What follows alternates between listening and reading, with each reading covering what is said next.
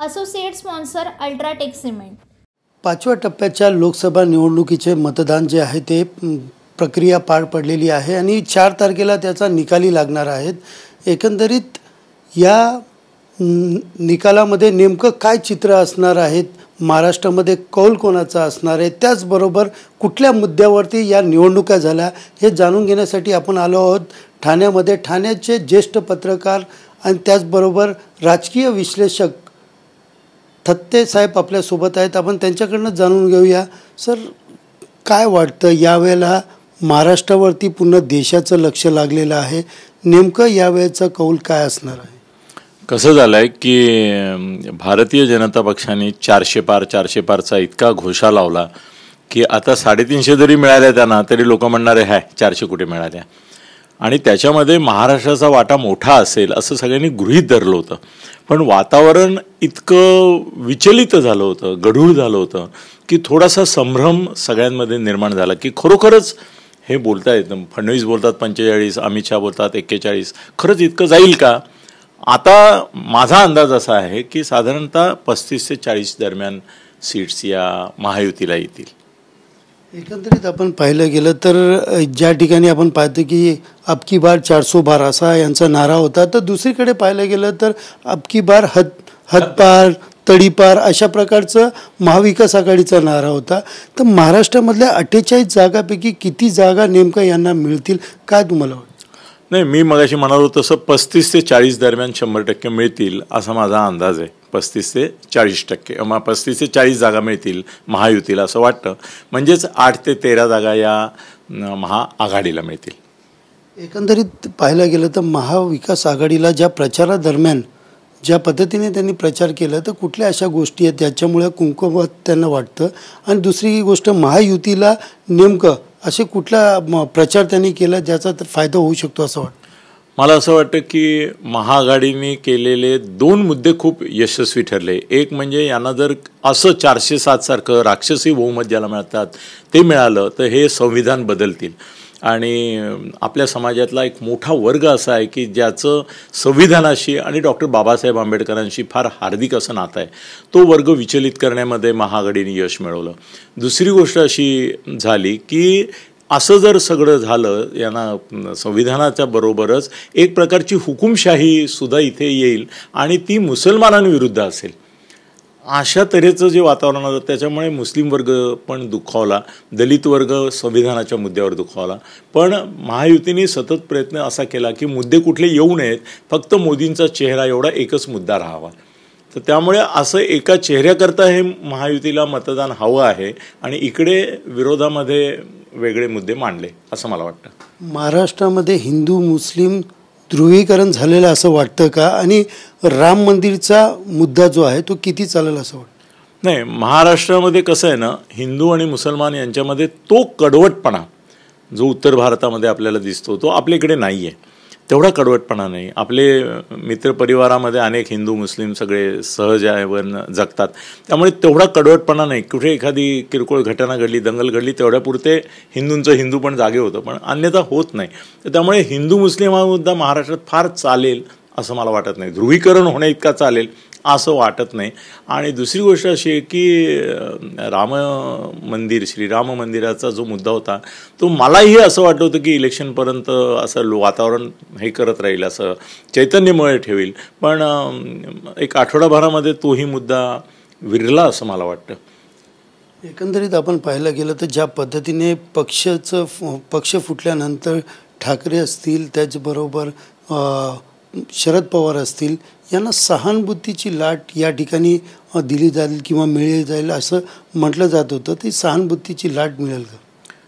लाट असं नाही जरी म्हटलं ना तरी सहानुभूती नक्की मिळेल। एक तर कसं आहे की शरद पवारांच्या बाबतीमध्ये लोकांना असं वाटतं की अजित पवार म्हणून काय आहेत, ते शरद पवारांमुळे मोठे झाले। असं असताना जर ते शरद पवारांना दगा देत असतील तर लोकांना ते आवडत नाही, आणि एवढ्या वडीलधाऱ्या माणसाला या वयामध्ये छळलं असं त्यांना वाटतं। आणि उद्धव ठाकरेंच्या बाबतीमध्ये त्यांना असं वाटतं की शेवटी बाळासाहेबांचा वारसा हा उद्धव ठाकरेंकडे आहे, त्यामुळे त्यांना धक्का देणं हे लोकांना नाही खपलं फारसं, हे खरं आहे। म्हणजे उद्धव ठाकरेंच्या संदर्भामध्ये सहानुभूती आहे, लाटबीट नाही आहे पण सहानुभूती आहे आणि तिचा परिणाम थोडासा दिसल्याशिवाय राहणार नाही. 2019 प्रमाणे वंचित आघाडी यांना डॅमेज करू शकते का, काय वाटतं? नाही, 2019 प्रमाणे वंचित आघाडी डॅमेज एवढ्याकरता करू शकणार नाही की वंचित आघाडीची क्रेडिबिलिटी घालवण्याचं काम प्रकाश आंबेडकरांनी यशस्वीपणे केलं. पहिल्यापासून त्यांनी ज्या कोलांट्या उड्या मारल्या, एकदा म्हणाले की शिवसेनेशी युती झाली आमची, नंतर मग सगळ्यांच्याच पासून ते विरुद्ध गेले, तर सरळ जाणवत होतं की ते ही आघाडी करायला उत्सुक नाहीच आहेत, फक्त बहाणे शोधत आहेत.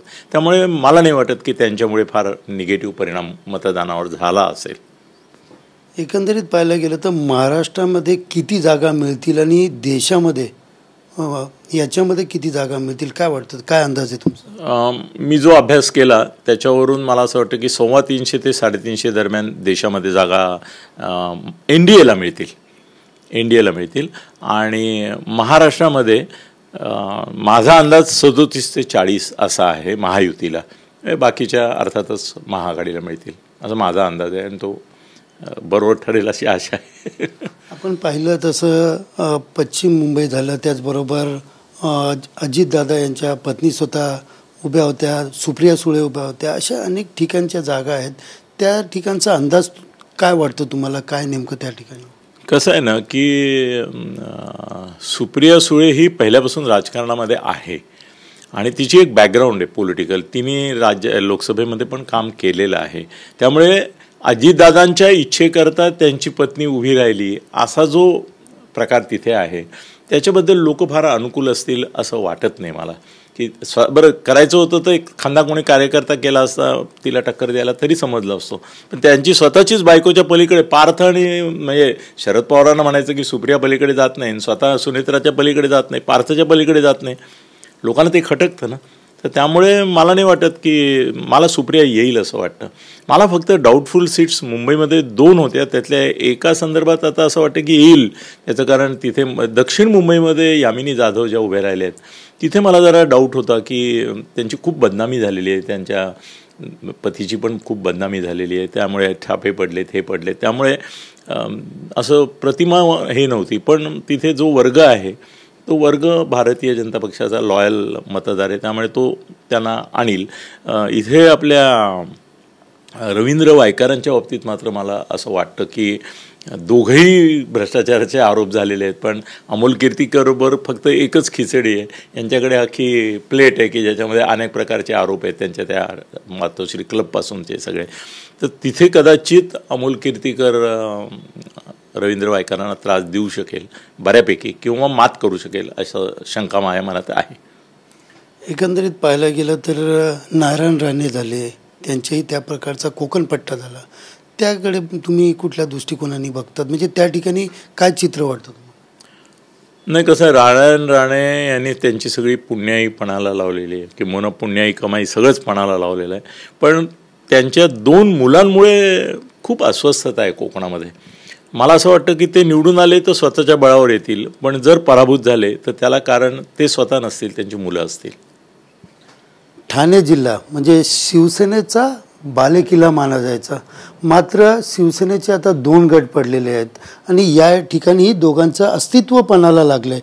ठाकरे असेल, शिंदे असतील, तर काय वाटतं की ठाण्यामध्ये काय चित्र असणार आहे त्याचे? नाही, कसं आहे की ठाण्यामध्ये एकनाथ शिंदे यांना आनंद दिघ्यांचे वारसदार म्हणून पाहिलं जातं, तर तो त्यांना बेनिफिट खूप आहे. आणि धर्मवीर चित्रपट जो आला त्याने ठाण्यामधलं वातावरण खूप बदललं, लोकांच्या लक्षात नाही आलं पण लोकांच्या मनामनामध्ये आनंद दिघ्यांनंतर ते अशी प्रतिमा झाली. आणि ठाकरेंनी त्यांच्यावर अन्याय केला, आनंद दिघ्यांवर पण, एकनाथ शिंदेंवर नाही, आनंद दिघ्यांवर पण केला. हे जे नॅरेटिव्ह आहे ते आता सेट झालं. तर त्यामुळे सहानुभूती यांना उद्धव ठाकरेंना ठाण्यात नाही मिळणार आणि एकनाथ शिंदे आहेत, ते सगळं सामदाम दंडभेद व्यवस्थित करणार. आणि या दोन्ही जागा माझा अंदाज असा आहे की एकनाथ शिंदेचा मुलगा जो श्रीकांत आहे तो साधारण 3 लाखापेक्षा जास्त बहुमत घेईल. ठाण्यामध्ये नरेश म्हस्के थोडंसं टफ जाईल त्याला, पण तरी 1-1.5 लाखांनी येईल असतो. आणि या ठिकाणी तर 2 टायमाचे ते खासदार आहेत, राजन विचारे आणि त्यांच्यासमोर हे प्राथमिक लढत आहेत आणि अंतर्गत वाद पण यांचा आहे, नाराजगी पण आहे. आणि दुसरी गोष्ट, कल्याण लोकसभेमध्ये भाजपची नाराजगी होती आणि त्याचबरोबर तिकडे कट्टर शिवसैनिक म्हणून असं बोललं जात होतं. तर याकडे दोघांकडे कसं आहे माहिती आहे की राजन विचारे जरी दोनदा खासदार झाला तरी ठाण्यामध्ये खासदार म्हणून त्यांनी काही स्वतःचं स्थान, मान, सन्मान किंवा काही कामगिरी अशी दाखवली नाही. होता, हातवर करायला होता, याच्या पलीकडे त्याचं अस्तित्व नव्हतं. आणि दुसरं, नरेश म्हस्के कसं आहे ना, ठाण्यामध्ये ही परंपरा आहे, प्रकाश परांजपे नगरसेवक होता, तिथून तो खासदार झाला आणि 2दा नाही 2.5 वेळा खासदार झाला. त्यामुळे ठाण्यामध्ये नगरसेवक टू डायरेक्ट खासदार ही परंपरा आहे, त्याच्यात काही विशेष वाटणार नाही. नरेश म्हस्के महापौर पण होता, हा पण होता, राजन पण होता. पण लोकांमध्ये मिसळण्याबाबत नरेश जास्त ॲक्टिव्ह आहे आणि एकनाथ शिंदेचं वरदस्त आहे. आणखीन काय पाहिजे? तो फायनल हुकमाचा पत्ता काय आहे नरेश म्हस्केचा? एकनाथ शिंदे, तो टाकला आहे. कल्याण लोकसभेत काय चित्र असणार आहे? कारण कल्याण लोकसभेमध्ये अंतर्गत वादविवाद सुरू होता. त्यानंतर आपण पाहायला गेलं तर या ठिकाणी शरद पवारांनी मोठ्या सभा घेतलेल्या आणि भिवंडी असेल, मुंब्रा असेल, कळवा असेल, हा पट्टा जो आहे हा एक मुस्लिम मतदारसंघाचा त्या ठिकाणी मोठ्या प्रमाणात वावर आहे आणि त्या ठिकाणी आपलं संविधान खतऱ्यात आहे अशा प्रकारचे नारेबाजी त्या ठिकाणी करण्यात आलेली आहे. तर काय वाटतं, कशा प्रकारे त्या ठिकाणी चित्र असणार? कसं माहिती आहे की एकनाथ शिंदे यांचा मुस्लिम समाजाशी काहीच संघर्ष नाही. किंबहुना मशिदीतून जर फतवा निघाला तर तो एकनाथ शिंदे यांच्या मुलाला मत द्या असाच निघेल, त्यांचा सगळ्यांचा. त्यांचा प्रॉब्लेम कुठे झाला माहिती आहे की राज ठाकरेंनी येऊन कळव्यामध्ये जे भाषण केलं त्याच्यामध्ये ते मुसलमानांवर जाम तुटून पडले. ते तिथल्या मुसलमानांना अपेक्षित नव्हतं आणि एकनाथजींना पण अपेक्षित नव्हतं. ते सगळे एकमेकाकडे बघत राहिले की अरे काय आहे, तिथले मुसलमान आपल्या बाजूचे आहेत, ते विरोधात नाही आहेत. ते त्यांची समजूत घालता घालता एकनाथ शिंदेची पंचायत झाली की तुम्ही आमचे आहात, कधी आपण बोललो का विरुद्ध. त्यामुळे इथला मुसलमान हा त्या प्रकारचा हे नाही आहे ज्या प्रकारे कटुता किंवा हे असावं असं. आणि दुसरी गोष्ट असं की संविधानाचा विषय हा मुसलमानांपेक्षा दलितांना जास्त भावनिक वाटतो. दलित समाजामध्ये त्याचा परिणाम होऊ शकतो. अजून मुसलमानांच्या लक्षात नाही आलं आहे की संविधान बदलणार याच्यासाठी जी 10 गोष्टी करणार आहेत त्या 10 गोष्टी मोदी म्हणजे संविधानात जे बदल करतील त्या 10 गोष्टी मुसलमानांच्या विरुद्ध आहेत. म्हणजे हिंदू राष्ट्र नाही होत आहे पण अँटी मुस्लिम ते नक्की करतायत असं चित्र आहे. त्या 10 गोष्टी माहिती आहेत, सगळ्यांना आलेल्या आहेत. पण श्रीकांतला नाही की त्रास होणार, तो जाणार, जबरदस्त बहुमत घेणार. गुडविल आहे, खूप गुडविल आहे समाजात, सगळ्या आहे, दलित आहे, मुसलमान आहे, सगळ्या समाजात त्याचंही आहे आणि तोही सरळ साधा सगळ्यांशी मिळून मिसळून आहे. त्यामुळे काही प्रॉब्लेम वाटत नाही मला. म्हणजे महाराष्ट्रामध्ये एकूण 37 हे महायुती से जातील असं वाटतं का तुम्हाला? मला वाटतं की साधारणतः 37 ते 40 पर्यंत मिळतील आणि 8 ते साधारणतः आता 11 किंवा 15 मॅक्झिमम. म्हणजे 35ला जर गेले हे तर 13 वरच्या राहतात, 18ला, तर त्याप्रमाणे मिळतील. त्यांना काही सीट्स आहेत ना त्या, मला अजितदादांना एकही सीट मिळणार नाही असं वाटतं. अजितदादांना एकही सीट नाही मिळणार आणि अजितदादांनी जी भूमिका घेतली आहे त्याच्यामुळे नजीकच्या भवितव्यामध्ये अजितदादा आणि महायुतीमध्ये फारकत होईल का काय असं वाटतं. राज ठाकरे पण महायुतीपासून दूर जातील असं मला वाटतं. कारण तुमच्या 40 जागा आहेत आणि भुजबळ म्हणतात 80 जागा पाहिजेत, शिंदे म्हणतात 40 जागा आहेत 80 जागा पाहिजेत, म्हणजे 160 जागा त्या गेल्या. ऑलरेडी राज ठाकरेंनी आपल्या कार्यकर्त्यांना सांगितलं की 50 जागा तरी मी घेणार आहे. 1 जागा आहे त्यांची, ते 50 मागतायत. म्हणजे 8 आणि 8 16 160, 210 गेल्या ना 208चे, म्हणजे काय किती जागा भाजपकडे उरतील असं होणार नाही. आणि राज ठाकरेंचं पटणार नाही, कोणाशीच नाही पटलं आत्तापर्यंत, त्यांचं या युतीत पण पटणार नाही. ते विधानसभा निवडणुकीच्या आधीच बाहेर पडतील. लोकसभा निवडणुकीनंतर सर शेवटचा मुद्दा सांगतो की ठाणे विधान परिषदेची पदवीधर मतदारसंघाची निवडणूक आहे. तिथे राज ठाकरे यांनी अभिजित पानसेला उभं केलं आहे आणि भारतीय जनता पक्षाचे फडणवीसांचे लाडके जे आहेत मानसपुत्र निरंजनराव खरे ते उभे राहिलेत. दोघेही माघार गेला त्याने. आत्ता माझं बोलणं झालं, दोघेही माघार घेणार नाहीत. म्हणजे इथेच महायुतीमध्ये पहिली हे पडतीये. मात्र लोकसभेसाठीच आम्ही एकत्र आलो होतो असं त्यांनी नारा दिलेला. यापुढे तुम्ही म्हणता ते बरोबर आहे, लोकसभेपुरताच हा राहणार आणि विधानसभेला फुटणार ते असं दिसतंय. मलाही असं वाटतं की राज ठाकरे, तुम्ही बरोबर पॉईंट आउट केलं की लोकसभेपुरतंच हे होतं आणि ते आता मोडेल. एकंदरीत आता देशाचं नेतृत्व जे करतील ते किती मतांनी म्हणजे किती बहुमतांनी अशा प्रकारचं राहील, म्हणजे एक हाती सत्ता येईल की याला विरोधी पक्ष नेते यांच्या समोर उभे राहतील? काय वाटतं तुम्हाला? 2/3 बहुमत मिळेल असं मला वाटतं मोदींना. आणि नुसतं तेवढंच नाही वाटत तर 29ही उमेदवार परत तेच असतील असंही वाटतं. 29लाही परत ते उभे राहणार. हे 75 वगैरे सगळं इतरांकरता असतं, त्यांच्याकरता नाही आहे ते काही. आणि दुसरी गोष्ट अशी की त्यांना जे घडवायचं आहे त्याच्यासाठी 407 जागा त्यांना हव्यात. तेवढ्या मिळवण्यासाठी ते इतर पक्ष पण फोडू शकतात ना. छोटे छोटे प्रादेशिक पक्ष आहेत ते, समजा ममता नाही फुटली पण दुसरी कुणीतरी समता असेल ती फुटू शकते, त्यामुळे ते फोडतील. पण देश हुकुमशाहीकडे जाईल त्यामुळे असं मला वाटत नाही. हुकुमशाहीकडे नाही जाणार की याचं कारण इंदिरा गांधींची हुकुमशाही किती तीव्र होती आपण पाहिलं. त्या तुलनेत याच्यात काहीच नाही, 1% पण नाही आहे. ती जर मोडून टाकू शकतात लोक, हे भान आहे. आणि आता तुमचा मीडिया जो आहे तो इतका जागृत आणि व्हायब्रंट आहे की तुम्हीच 90% लोकांची मतं बनवता. आज अशी स्थिती आहे की इलेक्ट्रॉनिक मीडियाच राज्य करतो. मी असं म्हणतच नाही मुख्यमंत्री राज्य करतात, तुम्ही इलेक्ट्रॉनिक मीडियावालेच राज्य करतात आणि सोशल मीडिया त्याच्याबरोबर. तुम्ही किती कलाटणी देऊ शकता याचे रोज नमुने पाहायला मिळतात आपल्याला. त्यामुळे मला नाही वाटत की हुकुमशाहीचाही धोका नाही आहे आणि मोदी 29ला पण परत पंतप्रधान पदाचे उमेदवार असणार असं मला नक्की वाटतं. धन्यवाद सर TV9 मराठीशी बोलल्याबद्दल. हे राजकीय विश्लेषक अनिल थत्ते होते, ज्यांनी आपलं स्पष्ट विश्लेषण जे आहे हे देशासह महाराष्ट्रात काय होणार, किती जागा मिळणार याचं एक मोठं उदाहरण आणि कुठल्या जागा कोणाच्या नुकसानामुळे आणि कशामुळे जाणार हे सुद्धा त्यांनी चित्र स्पष्ट केलेलं आहे.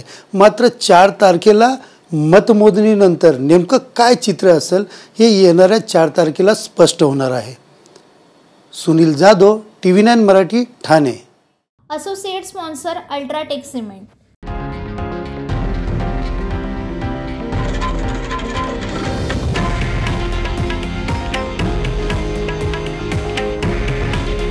हे आहे देशातील नंबर 1 न्यूज नेटवर्क आणि आपण पाहत आहात TV9 मराठी. काळजी तुमची, हित महाराष्ट्राचं.